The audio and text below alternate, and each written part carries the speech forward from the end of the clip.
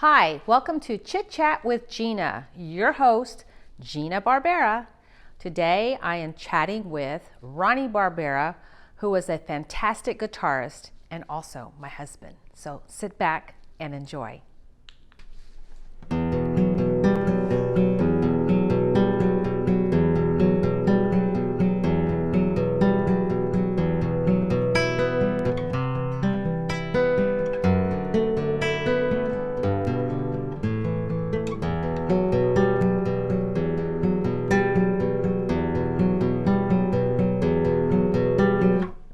Are we on?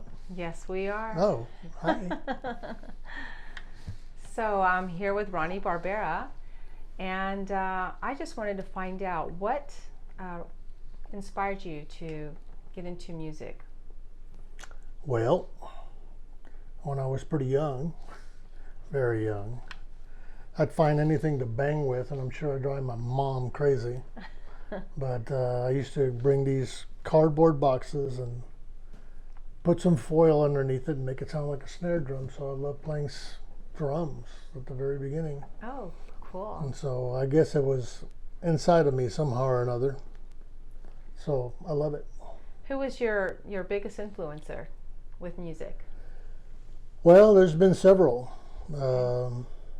At the beginning, I believe, I used to play trombone in the band. And so the band, trombone, big time players were the guys from Chicago, which is a popular band. And then there was another guy, I can't remember his name, and just things evolved because once I started to get into guitar playing, then in came a band called Yesterday and Today. They were YNT, and the lead guitar player and singer was Dave Menichetti.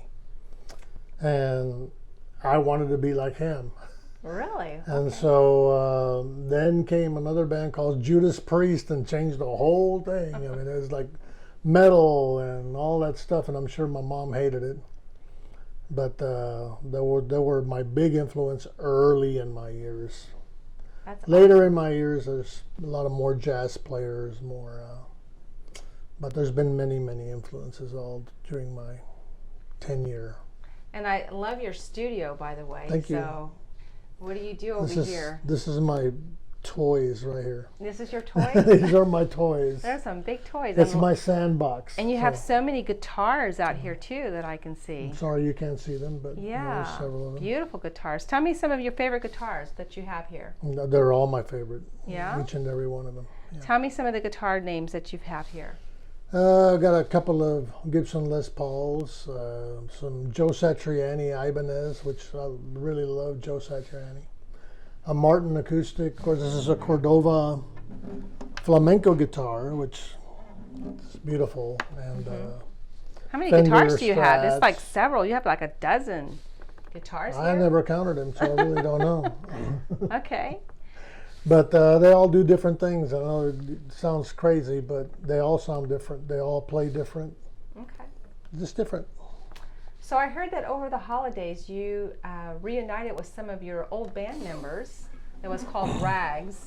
Yeah. Can you tell me a little bit about that? And I think that was around December, right? Well, I was invited to the Laredo All-Stars Legend of Rock. And so that's where we were most famous in Laredo. I wasn't famous in San Antonio. I was famous in Laredo. So we got together after 40 somewhat years, and it was it was just something that I knew was always there, but once I got together with my old bandmates, it just rekindled the fire. And so it was amazing, and we accomplished a lot when we were young. Yeah. We opened up some big bands, and we were the starter band, but still I got to be on stage with a lot of great people. So I guess when you had when you were reunited and then you were asked to play in Laredo, did some of the songs that you played had anything to do with some of the songs that you played back No, in the it day? didn't, because most of there was a few of our band members that were not present, and so no, we just played stuff from our era, which was in the 70s, 80s, you know. So that's what we did. We only did 3 songs, but that was enough Yeah. to. And did you take a picture that maybe you would be able to show us? Or Yeah, we could took some put- pictures. I'm sure we'll post them. But yeah, it was fun. It was a lot of fun. Awesome. It was a lot of fun. Yeah, it was. And so, I guess from the last time that you got together, did you talk about doing anything? I know that you said that everything seemed to just sink in together, right? Even after not playing for so many years. So, what did that do? Did that rekindle wanting to maybe start up again and do a band? Absolutely. Yeah? Yeah. Okay. It was. It's like we never missed a beat. It's Really? like, yeah, because we played for so long. I'm gonna say about 13 or 14 years we played together. It was like. It's like we never. Who We was, never who left was each other. there? Our drummer, and his name is Chale Castillo. He's a Mm-hmm. Grammy-nominated drummer, and mostly known on the Tejano scene. Okay. And then Eddie Ray. Eddie Ray was playing bass with us that day, and Eddie Ray was from the original band. And now Eddie is in Florida, and he's recording. He's got a, I don't remember what his band name is, but boy, I tell you, I heard it and it was real good. And so, and he's also a filmmaker, and so he's still in the arts. And Oh, so, cool. Yeah. So maybe we could just show a little clip piece too of what y'all Sure. did in Laredo. We Yeah. can intertwine here. So that's interesting. Yeah, So it's great. awesome. So, and what do you plan to do, I guess, with some of those that you were able to keep in touch? If you are thinking about restarting, I know that we've had the COVID and so forth, but what are some of the things that y'all are thinking about? Recording. Recording? Yeah, right here. And so this has pretty much been my toy, but I'd like to share it with my drummer and some other musicians and have fun. Awesome. Awesome. Is there anything that you want to add? Sure don't. I appreciate the interview, and I'm looking forward to it.